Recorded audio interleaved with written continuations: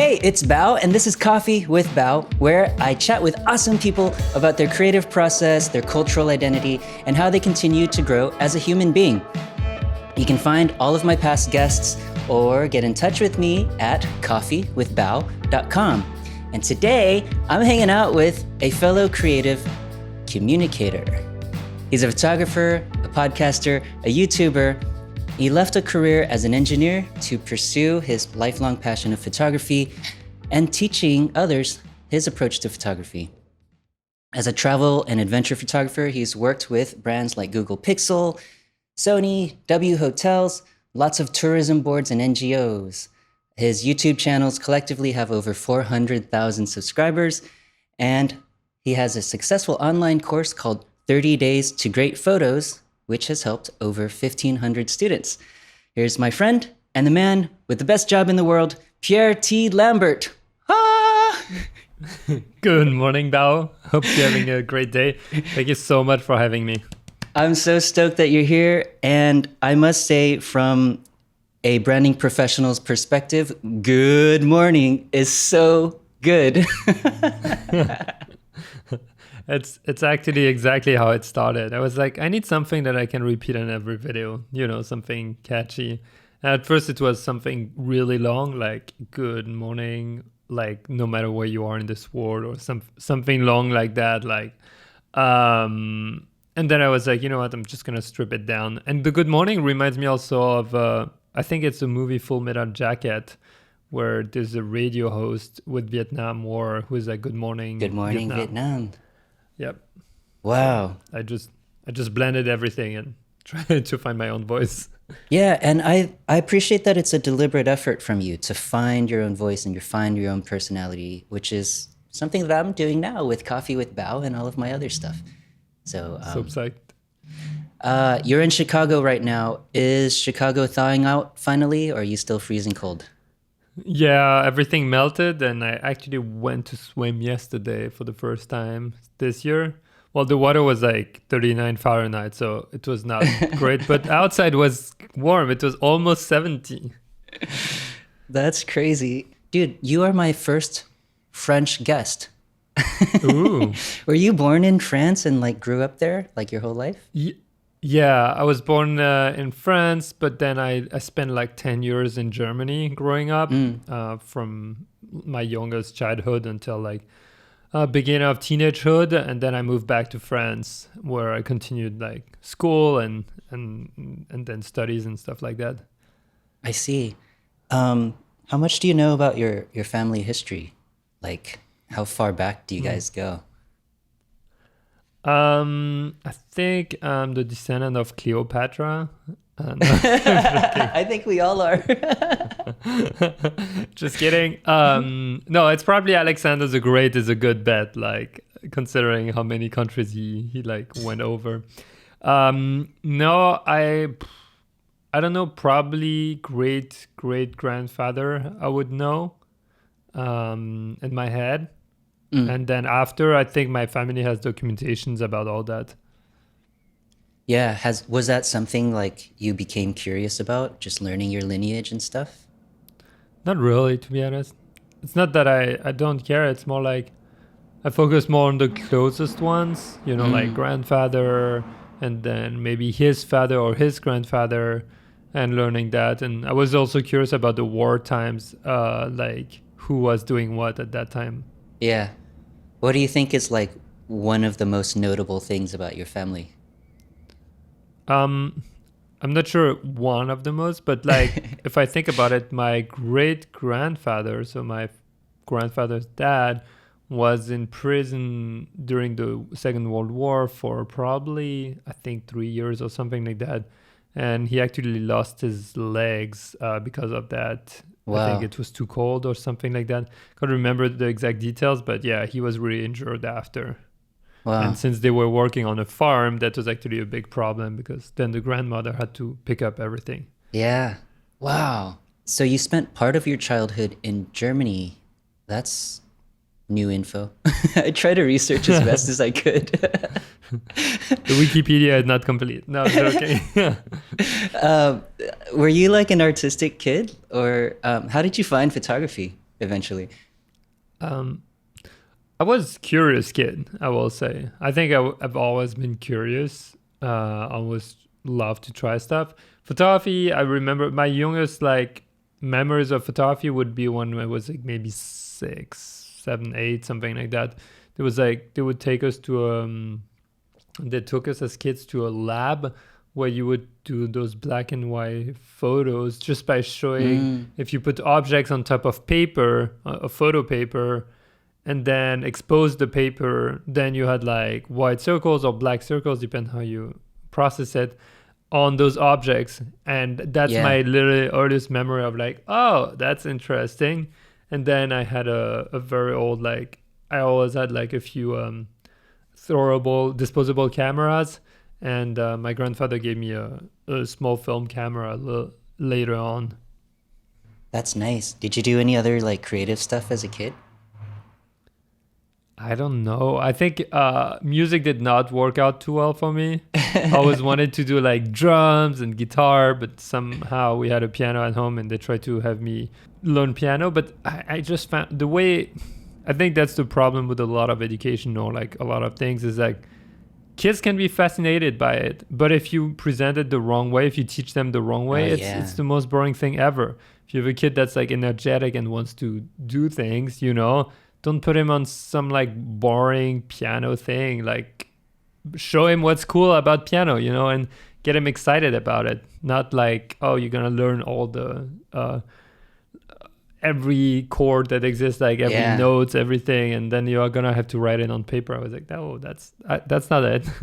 I find it really interesting because that's exactly your approach to teaching photography. You avoid all the technical academic stuff and just like discover where people's passions are, right? And then like just hammer that. And that's because those technical things I feel like should come later, you know. The technical thing is not gonna get you to take good photos. It's not gonna take you to become a great musician, you know. You first get excited, maybe you're gonna play it by ear, maybe you're gonna learn, train your ear without structure, you know, just being surrounded. Let's say if you have a musical family or family into music, but after a while I feel like it just goes through, and that's when you start asking yourself questions. Hey, I couldn't do that thing that he was doing, you know? How come? And then that's when you dive into the technique to solve a problem. That you don't just learn theory for theory. Like what's the point, you know? Genius. I love that. That's exactly where I come from too. Just you feel it first and then you execute it with your technical skills. I read that you went to school in Germany as well as France. Like you did your master's in France and like undergrad in Germany? Yeah, I was in France and did engineering school, which is university. And then I had 6 months to a year, I think it was like 6 to 9 months, where it was a semester or two, can't remember, that were actually back in Germany. So I picked up Germany because they told me that my English wasn't good enough to go to England. No way. Like, are you joking? Yeah. No, absolutely. It's like the university was like, you know what? We don't really want to suggest your profile. We don't think it's going to work like the English level.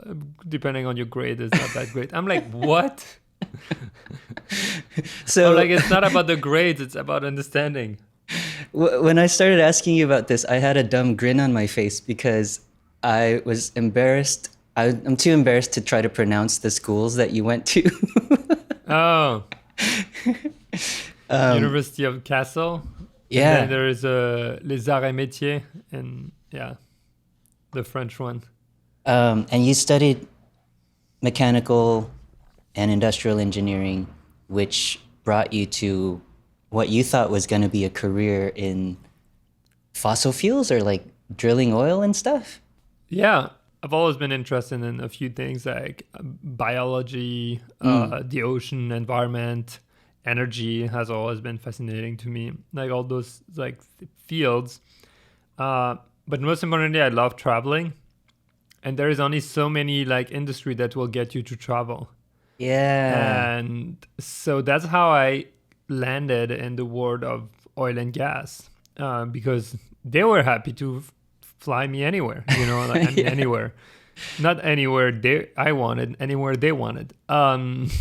So I got to work in Nigeria. I got to work to travel to Brazil, work in the UK, and then Bahrain, and those places were cool. But obviously, it didn't really resonate that much with my environmental beliefs. Although, like I used to say, if you want to change something, if you want to change an industry or change a movement, you got to be inside the movement. You got to be inside it. You can't change it from the outside in unless you're a policy maker. So if you're in the industry, that's when you can make sure things are being done with better practices than random stuff. So that was kind of my thoughts around it. But most importantly, I think it was also, I was more in like the supply chain, and the company I was working was laying pipelines and electrical cables underwater, and that could be for any kind of structure that was underwater. It could be oil and gas, but sometimes it could also be like renewable, like energies. It didn't really matter. We're not like drilling, etc. But yeah, those were our biggest clients because they need electricity and need to get their gas and oil out of the ocean. Yeah. Wow. That's such a foreign world to me because I've been in the creative world all my life, like ever since childhood. Yeah. All of the schools I went to were creative related.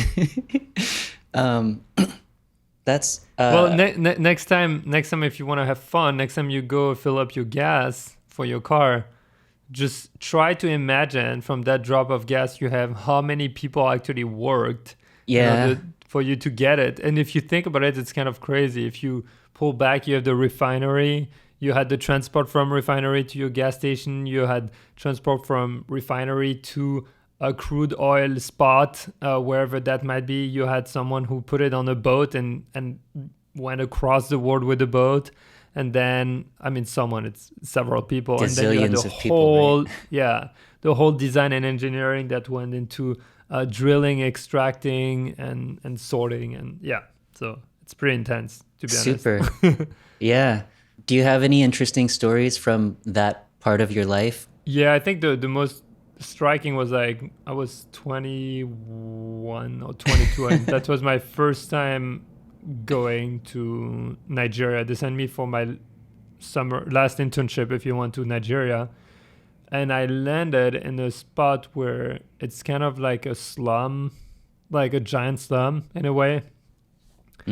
Very big, and that's where you have most of the operations in oil and gas, because that's in the Niger Delta, just on the ocean, where the river like gets in the ocean. And that's where every time you have news about people trying to hijack pipelines or boats or whatever, that's usually where it happens. When you have kidnappings, that's where it most likely happens. And so I was literally taken from my, Western world, like everything is cool, like to, this is real poverty. Now, this is a real contrast between poverty and billion-dollar people, because the government also like maybe would reroute 0.5% of the money to the population, and the rest would just disappear in different pockets. Meaning those people, although they worked and the country had so much resource, they had nothing. And Nigeria used to be like the biggest producer of how do you call that, of vegetables and like grains and all that, because it's so everything grows there. It's amazing.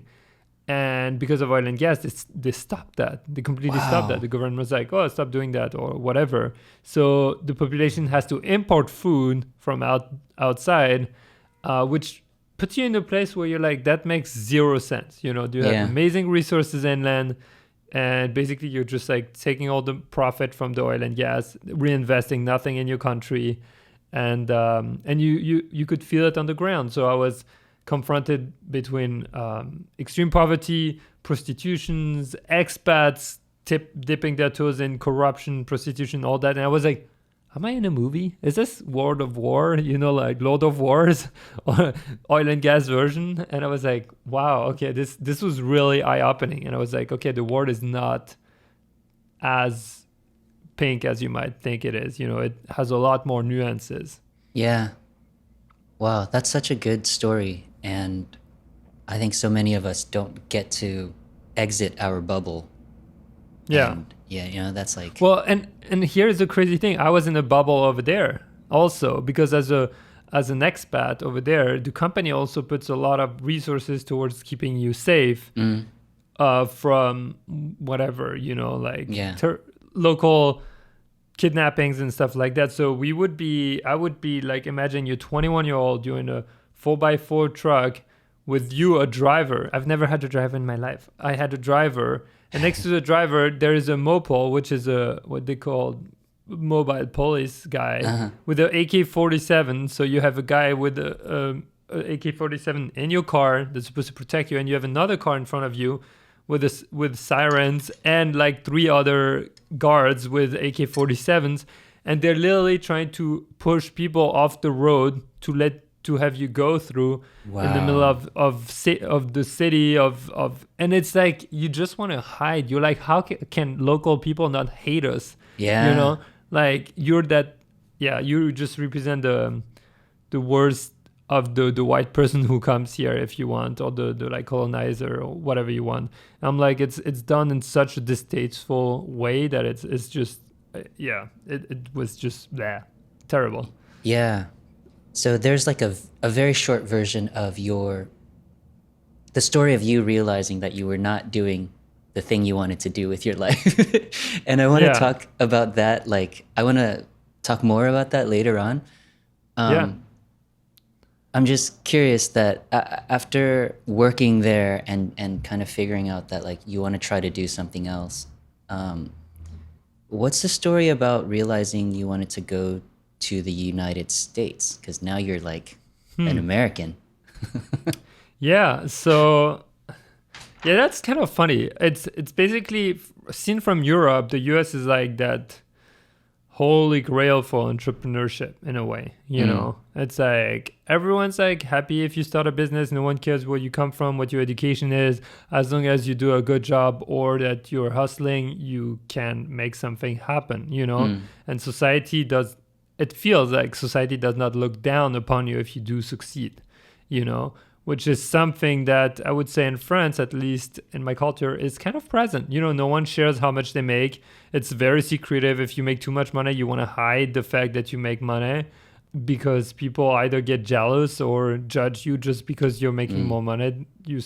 Suddenly you can't understand other people, or I don't know. It's kind of weird in that sense, and it's very cultural. It's like, at least in France, maybe French people will disagree, but that's how it was perceived for me, at least. And when I decided to do something else, and I started looking a lot I was into the startup scene, and I would understand entrepreneurs and like listen to interviews and see the companies. Well, a lot of things back in the days were happening like in the Silicon Valley and was happening in that area. And also a lot of the big names that we know in Western society are from the West Coast, I would say, or at least in the US, New York being a hotspot too. And I was just excited. I was like, oh, that would be cool to go there and just live there a little bit, see how it is, what's the mentality over there. The image I had was like, you have that Hollywood image, of the US where it's I don't know, Die Hard every day. And then you have 20 million Zuckerbergs hanging out in the streets in San Francisco. And New York is like that fashion city, very dynamic. So, but my first experience with the US was Houston, which was a million mile away from anything that I had expected. I first came for work through my previous job to Houston, and I was like, oh, wow, that's not what I expected. But then after I actually got married to my current wife, who is, she's American, and we decided at some point after living in Paris for a while, let's go check it out in the US, let's go back. She's hadn't lived there in 10 years. Yeah. We're like, let's go. And she ended up having a job opportunity in New York, but we ended up in New York City, which is a really awesome city. Do you feel like you're American these days? No, I feel like I'm still like lost in the middle of the Atlantic. Yeah. I feel like I'm neither French nor American. Wow, that's interesting. Well, you kind of don't spend that much time in one place anymore. Exactly. So after several years of hustling, trying to like start your own businesses, doing the photography and the YouTube thing, you've kind of landed on your dream job, I assume, which is creating content, shooting images, and sharing that knowledge with everybody. And I don't know if this is true, but in my perspective, the center of your world is around that YouTube channel, where you broadcast Mm-hmm. your message and your knowledge. Can you give folks like the 1 minute elevator pitch about what your channel is about? Yeah, if my YouTube channel is basically about sharing the adventures as a photographer, like what does it mean? What do you shoot? How do you shoot? Where do you go? What do the adventures go like? Because they don't always go as planned. And also just trying to get a little deeper into like creative sides where either I share tips or I just share creative ideas where I'm like, hey, I want to try this, you know, like with COVID, there were times I was super bored. I'm like, guys, I'm super bored. Let's try something different. And then I would make a video around that. That's so cool. You're approaching 400K subscribers. Super impressive. Before this interview, I went and took a video of your Instagram feed because I feel like that's where a lot of your cool images are posted. So I want to show people that and tell them a little bit about all the various stuff that you do. So here's Pierre's Instagram feed. It's beautiful. Like I said earlier, Pierre T. Lambert's YouTube channel has around 400,000 subscribers. He just gives away an insane amount of knowledge and inspiration, as well as like technical resources to his subscribers and everyone who pays attention. Mainly it's about travel, adventure photography, street photography. I think Pierre has a talent for kind of, like I said earlier, cutting through all the academic nonsense and just telling people how to like see and visualize better, how to capture in the moment easier, and how to edit the images so that the focus is on what you're trying to convey and getting rid of distractions, basically. And I especially love that even in his tutorial videos, they're beautifully composed and the color is always impeccable, which I can't say for my own YouTube videos. He also teaches a course called 30 Days to Great Photos that's changed so many people's lives and actually gotten people professional work. You can find Pierre T. Lambert at his website, pierretlambert.com. Pierre, your videos are beautiful, man, and like they're just so well done. It boggles my mind how you can like just consistently put that level of quality out all the time. It's just really great stuff.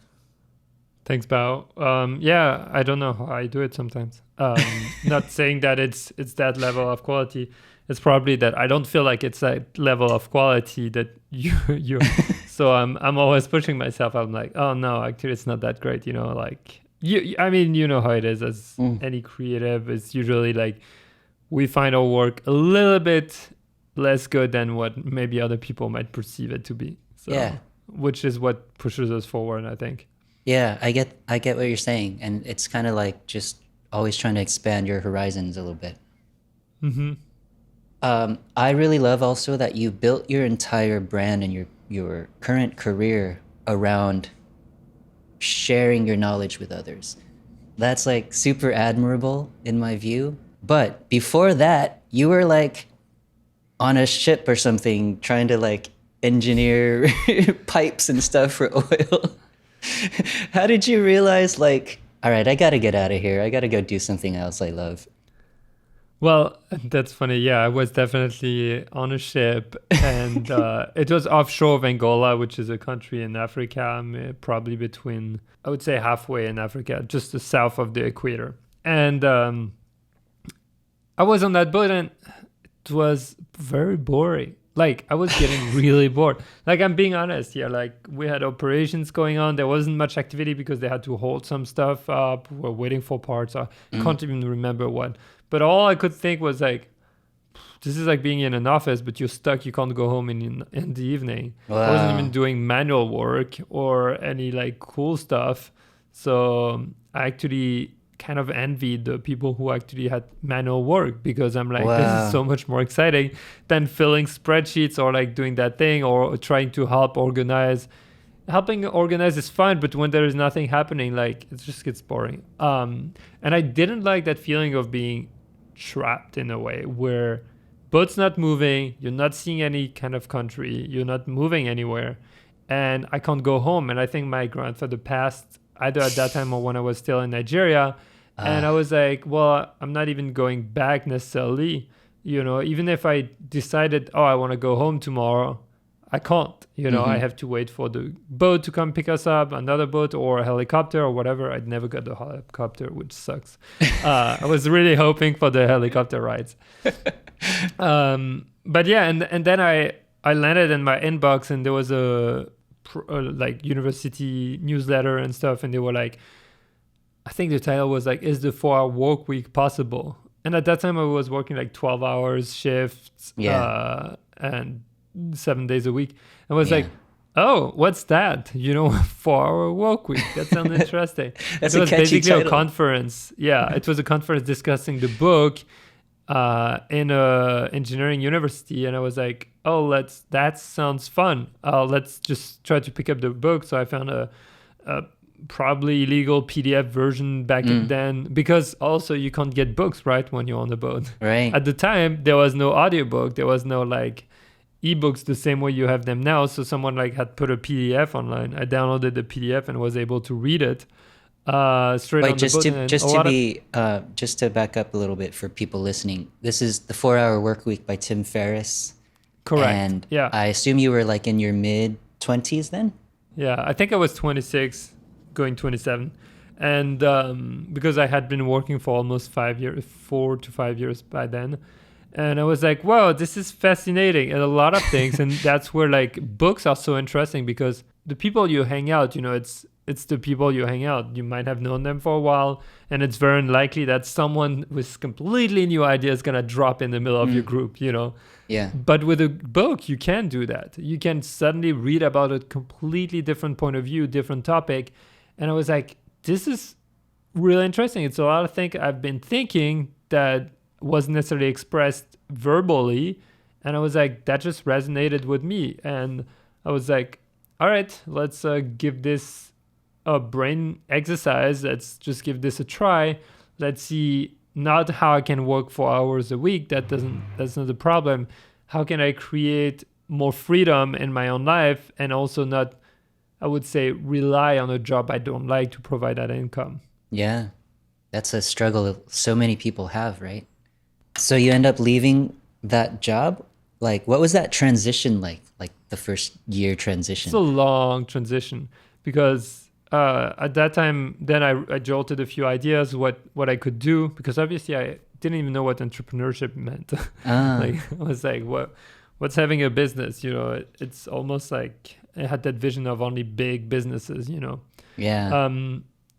So anyway, I wrote down a bunch of ideas and started like brainstorming. I pursued even one, which was like creating aquarium filters, like high-end aquarium filters. Whoa. And then drop that one in the phase where I was supposed to do test product, meaning I had the drawings, I had everything, but I just abandoned. I was like, oh, the market doesn't seem that big for the product. And so two things that were written were like Airbnb for photographers and becoming a photographer also. And I was like, okay, this is interesting. Let's dive a little bit into that part.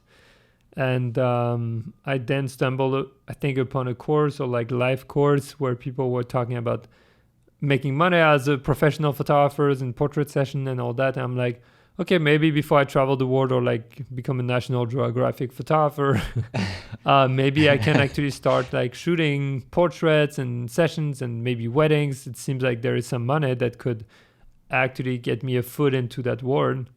And at the same time, I was like, well, the problem is like back then in 2014, it was difficult to find a photographer you had to send emails to everyone independently, There was no system like Airbnb or Booking.com where you are like, okay, show me who is in Paris, show me how much it is, I'm going to book a session. Yeah. It was really like, let's send an email to every single one of them. And I decided to pursue both at the same time. I was like, you know what? I might as well just do both. And to be honest, that whole period lasted before I quit, about a year, because I had to get into the idea. Sean, that I had met a little bit after I started that process, was the first entrepreneur, like kind of friend that I made in that world. And I was like, wow, he has his own business and makes a living like that. That's insane. I'm like, this guy is a superstar. By the way, this is Sean Lee, who appears in a previous episode of Coffee with BAO, and he's one of my best friends. Exactly. And so Sean was like, and he gave me a tip back then. He's like, if you start something, do never quit your job and just go pursue it without any financial backup, because that will tint your decisions that you will make. You're not going to think long term, and you're not going to think about making a good business. You're going to think about trying to turn out as much profit as possible, because you will feel stuck and you will feel like you have to provide for yourself. Wow. So it's like, cool. And my job was like slowing down. There was a 2015 oil and gas crisis. So I literally had no projects for a while, and I would just like learn everything about everything on the side or at work, actually, working on another tab in the office. And yeah, that's how I really got started. And what happened is that actually the 2015 crisis hit our company pretty hard, and then they had to let go a third of the employees. And for that to happen in France, you need to go through unions. Everyone have to agree how much people are going to get if they are fired, how long they're going to get support for, and etc. And so I went to see my boss one day. I'm like, hey, I'm quitting. And he was like, well, you might want to wait until tomorrow or this afternoon, because they're announcing that they're firing people, which means you could go with a check, with a severance package. I was like, great. And I thought I would be out 1 or 2 months after. But that whole process, from the moment they announced until they actually let go people, took 6 months. So this is how slow the French system is about like firing and hiring. I see. You started a business called Kaima, which was, like you say, a booking.com for finding and hiring photographers.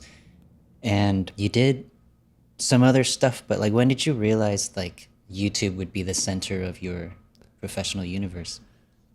Ooh, not until way later. Probably 2017 or 18, like a year into YouTube, I would say. The reason is that I started YouTube as an experiment, just to get more creative. I had moved from the creation part of Kaima, which is where I coded the whole website.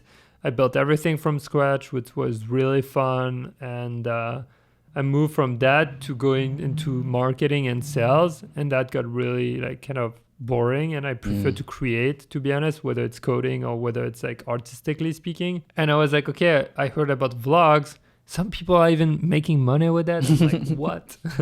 And it was 2016, the height of Casey Neistat.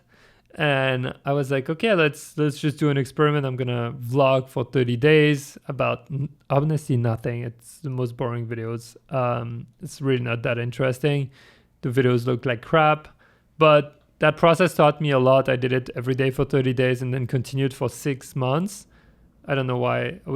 Just felt like I had to. Or that I wanted, more likely.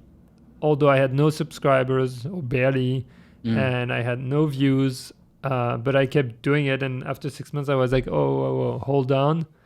It's a good distraction from not actually pushing the marketing side of your other business. But if you want to do this, you got to start strategizing and doing it right. Wow. And that's when I was like, okay, either I drop it or I take things seriously. And that's when I started pivoting more into information and travel, the channel. And after a while, I started making friends in that universe. And I realized that more and more we're actually starting to we were able to provide something out of it, make some money. which was more than my other business, although I had like a bunch of bookings that went through. The commissions were really low, and this was basically cash, not cash, but it was like a lot more profitable than the other one. The return on investment was much higher. So I'm like, oh, there is a better opportunity here maybe. And I don't have to find the perfect co-founder, which I never found on the other business, Right. you know, which is the reason that I never went really far with that business, because I couldn't find someone to help with the other side of the business, the marketing, the sales, getting out there, communication. Yeah. I didn't find that one person that had a vision or could help me out. And so I decided, okay, let's be smart, and the YouTube channel started doing a little better. And then with my wife in 2017, we're like, you know what? Screw New York. We're paying too much in rent. We're gonna go around the world for a year for way cheaper than our rent for a year. That's crazy, So right? yeah, and my wife was like, okay, let's do it now, because she read a book where that lady had to, basically she waited until her first husband died at 70 to actually start doing those kind of things. And she was like, you know what, maybe I should do it with Pierre while we're staying young before he dies and I have to find another husband. Because she was like, I was never into that. I wasn't interested. But then when you put it that way, it's like, all right, let's do it. That's great. So we went around, we did like a lot of countries, and the YouTube channel was doing better. But in the trenches, I was like, okay, I think I need something a little bit more targeted if I want to really make it work. Because the channel with my wife, I felt like she wasn't really as much into it as I was. So I'm like, I'm going to start my own channel. It's going to be around photography. I really miss sharing the photography stuff and the adventures. And that's when I started the photography channel. And right off the bat, I was like, okay, this is going to work way better in the future for business-wise too. Wow. I think a lot of us creative folks and entrepreneurial folks, we just plant a million seeds and then we see which one of them grows the strongest. And you know better than me. Well, I think You've I had had different businesses too. wildly different too. And I think I had the same experience with juicykits.com where I didn't have the right partners. I wasn't interested in doing business development or operations or anything like that. I just wanted to build a brand. Yeah. And so we pivot and we go towards something that works better. What do you think, like some of the skills that you learned or the decisions that you made were like the keys to making this YouTube channel work? I think the one thing I learned the most from the first travel channel is that anything that helps people will get them through the door the first time. And then it's up to you to kind of, it's like they got in your shop now, make them feel at home, make them feel like they want to come back, or that there is a place that they can actually enjoy adventures. And I feel like that combination of like providing information with entertainment, but not just entertainment for entertainment, but more like, hey, I'm sharing stuff I'm doing, and I think you could do too. You can definitely pick up your camera and do it. And I feel like the more you share that process, the better. I remember Gary Vee saying, document, don't create, for a very long time. And so I tried that approach where like I would create but document at the same time, like really trying to document my photography adventures. And that meant sometimes coming up with concepts, or at the beginning just sharing mainly tips, But slowly you would get a little bit of personality out there, and people would get to know you a little bit more. I think maybe that's interesting. We'll come back, Were you constantly monitoring what was working with audiences and what wasn't? I try to, but sometimes it's wild bets, Yeah. It's like I always try stuff and see what sticks, Yeah. I think that's the biggest lesson I learned in the startup world, was like literally try, fail as hard as you can and try again, iterate, that iterate process. That's really interesting. This is totally optional, but what are the various sources of revenue right now from your current business and YouTube and teaching and... How would I break it down? So if you look at it from the YouTube top down, so you have YouTube ads that will give you some revenue. It's not the majority of it, to be honest. Then you have sponsorships, like if people want to sponsor an episode, reach your audience. So that's another one. Then your own product. So my presets or my course, which is the most important one for me. And that's what I've always wanted to, because I don't want to be relying either on an algorithm or relying on sponsors. That's pretty important for me. So we have the products, we have the sponsorships, we have YouTube ads, and then there is like some affiliation, like, with link in description if people buy on Amazon, or if there is other specific products like music, anything, that's another source of revenue. And then there is like also shoots for clients where they will either license images or videos. So some of those also come in. Yeah. It seems right now where you are getting the most fulfillment is your 30 Days to Great Photos course, where you're actually like looking at people's photos and giving them feedback and like interacting with people who were formerly just like unknown audience members, right? Yeah. Yeah, I feel like it's a great way to bridge the gap between, anonymous viewers and people with their own stories. Yeah. And I had like some really interesting stories where like some people like took the course and then they started shooting more and they got into professional awards. Some got a prize, their first prize. Some are like super excited. They get reposted for the first time, some are like shooting GP moto races now. And Awesome. it's not so much their achievement. I mean, they inspire me just as much, It's a lot of work to go and give a lot of feedbacks to everyone constantly.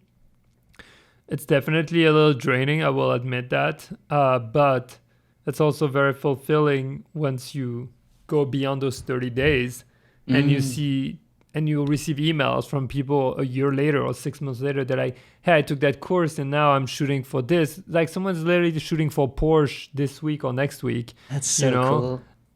And he picked up a job as a photographer in the studio also. I mean, I'm like, whoa, this is crazy. I love it. I love that. That's super cool. Let me remind people of your website. Here's a badass image of Pierre on a rooftop in Chicago. Pierre T. Lambert is my guest. You can find Pierre on his website, pierretlambert.com. I'm going to spell that for you. PIERRETLAMBERT.com. Pierre, man, so now I guess you're making enough to survive. You're making enough money. You get to see the world with your partner, when it's not COVID time. You get to improve people's lives and inspire people, which probably feels really good. And just knowing you and your personality as a creative and an entrepreneur, you're probably not going to keep doing the same thing over and over and over. I'm curious, like, what do you think success will be for you in the next few years as you like continue to grow and expand? It's a good question. I'm not sure yet. Meaning I have a lot of interest and they always expand. And it's always like I have to catch myself and be like, okay, don't get too distracted right now. Same. It's like, all right, this is really cool, but everything comes out of time, But it's okay to explore. I think everyone should be encouraged to explore different areas. I definitely will continue doing what I'm doing right now because I feel like there's a lot of concepts or like videos or like ways of doing things that I haven't even been able to start doing. Meaning going beyond tutorials, taking it more behind the scenes, like taking the whole adventure of going places with people, like on a shoot, and really like sharing that. I really want to not just inspire, but like give people that break, and take them on an adventure virtually. And I feel like I've done it a little bit, but I think it's has to go a little bit to the next level. Nice. That's going to be such a cool new adventure for you. I think that's beautiful. This is a question that I just came up with, and it's unrelated to the flow of the conversation. That's okay. I'm very curious how you see your mechanical engineering background fitting into your photography interest and practice today. That's a good question. I would highly encourage anyone to pursue scientific studies, no matter what you want to do in life, just for the Oh, wow. mindset it will give you and the analytical mindset. Meaning, like, how do you solve a problem? You know, how do you deconstruct a problem to solve it? What are the elements you need to pay attention to? Those things really help me, I would say. And it's not like I learned that theorem and now I can apply it every day. No, it has nothing to do. It's literally one of those things where you just repeat, and it just formats a way of thinking, or like a way of approaching cognitively problems, versus if I hadn't gone through that training, you know. And I can see it with different people from different backgrounds who went to different studies. I can definitely see the difference. And I think it can be a great skill. It can also be a curse a little bit sometimes, where you're too analytical, in the sense where you're always trying to dissect everything and understand. Yeah. You have so many nuances, you know, where for you it's normal, but if you have a conversation, you're like, well, no, that word actually means this, you know. And then you're like, well, you have to be, in my head, I'm like, I have to be precise, because if you change any hypothesis in your problem, it will change the outcome and the solution, you know. So Yeah. it's kind of something that I have to catch myself. I totally relate to that, and I feel fortunate that I do have like a science degree from a design school, and I'm able to think about my creative projects in that way too. I think you're right. It helps you break down a problem to see how to solve it. So the pandemic, hopefully it comes to an end in a few months because of vaccinations and people just taking things more seriously, at least in the It's US. the end right? of the world. No, I'm joking. But what I appreciated from the pandemic was that it gave us all a little bit of time to think about ourselves, make changes if we need to, analyze our businesses and our just general day-to-day practices. And I'm curious, like, what's one personal non-business thing that you're working on for yourself? That's a good question. I'll jump back into that in a sec, but COVID made me travel less. And the positive side is I got to see my daughter grow up a lot more, which is great, you know, like spending time with family, forcing you to be a bit more present and be mindful about when you're here, which is something I had to learn because I ended up always in the same space working, you know. And when you don't have that physical separation, like, oh, I go to New York for 4 days, I'm gonna work like every day, shoot everything, and then after I can kind of cut off for a while. But if I'm always here, I think it kind of forced me to learn to practice that, you know, being more mindful, not turning off, but like leaving your phone on the side, not looking at it, disabling almost all notifications, you know. I think that was one. The other one was like, surprisingly for me, COVID has not been like, I didn't really take much time to think, which I know a lot of friends and creatives, they're like, it's so great, I've analyzed my whole life. I'm like, I have not done anything like that. I have been go the whole time, because I launched the French version of the course. I reshot the English version of the course. That took me 2 months. Wow. And then I had to market it, and then I had to do videos at the same time. Then I got to be on product launch. I don't know. I didn't really rest, which was a big problem. I think that's something I learned. Take more holidays, like really take holidays, like where you do nothing. That is related to what you do every day. You know, do something completely opposite and refresh your mind. So that's one. That's definitely one. That's been big, because I'm actually dying for that like time of not doing anything and actually being able to just creating space for thinking. You know, I feel like I don't do that enough. I don't create time for thinking. I don't make time for it. Yeah. Wow. Time off. Huge. Yeah. It's huge for people like us who like just want to achieve more all the time. Yeah. And sometimes we get in the way of our own achievements, Yeah. Well, you gave me some advice a couple weeks ago that I really appreciated about not letting stuff like the pandemic keep me from continuing to explore and learn and grow. There's always a way to keep growing. And having watched a bunch of your videos, I feel like one of the continuous things that I always hear is get out there and go shoot. Like, Yeah. doesn't matter what the weather is, doesn't matter what's going on. There's always new perspectives and new things to see. Has there been any piece of advice that somebody gave you where you're like, damn, this made a huge difference in my life, like that you can share with us? That's a good question. I think one that I heard through, actually it was Tim Ferriss again, but that advice comes in two forms. I heard it from another professional photographer also that was teaching a class. He's like, get 90% of your shots, the classic shots, get them right, get 90% of your shots perfect so that you can explore the 10 other percent that are left creatively. So let's say you shoot a wedding, shoot 90% super safe, make sure you get all the shots and go crazy on 10%. You know, like try stuff you've never tried before. You know, maybe even if it fails, you know you're fine because you have those 90%.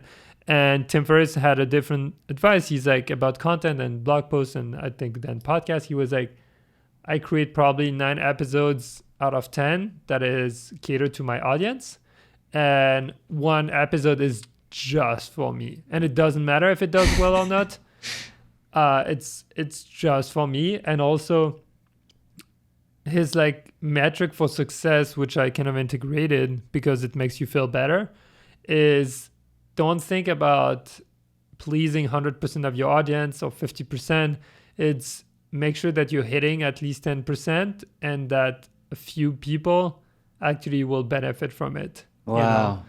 So if you put it out there and you're like, oh, that video is doing terrible or this didn't get, you're like, okay, but maybe there's like a few of those people that actually were impacted by something there. It doesn't have to be the whole world. It can be just like 2 people, you know, or just 1 person. And I've had those messages in the days, you know, with a video that wasn't doing well where people are like, wow, that was really had an impact or whatever. I was like, oh, well, I guess, okay, cool. I guess that worked. That's really great advice and a really good way to look at it. And that's something that I've been doing with this show as well.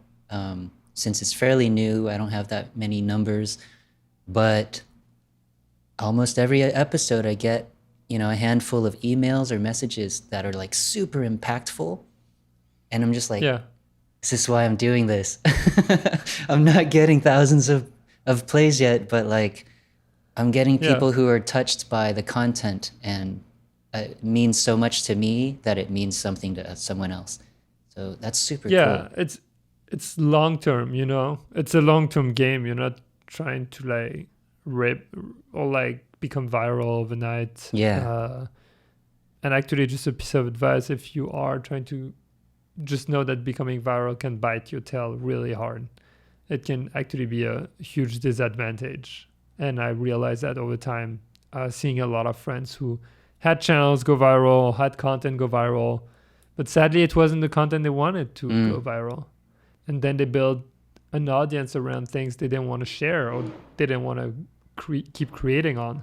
And you're like, oh, damn it. You know, like the algorithms now is like, people want to see that from him. And then every time he's doing something he actually cares about, it just doesn't work. So it's more like slow growth, slow, steady, long-term brand, you know. Pierre, thank you so much. I really appreciate this conversation.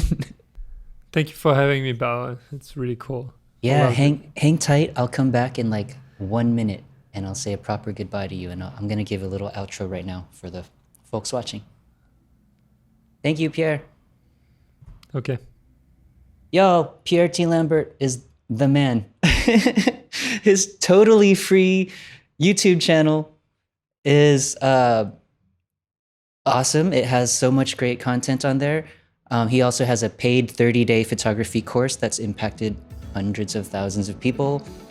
Everything is at his website, pierrettlambert.com. You can hang out over there, check out the wealth of information he has to offer. If you like my show, Coffee with BAO, I would really appreciate if you can go share this with your homies. Also, if you can financially support this very resource-intensive show, you can do so at coffeewithbao.com. There's a little tip button on the bottom left corner. And I thank you so much for having Coffee with BAO. See you next time.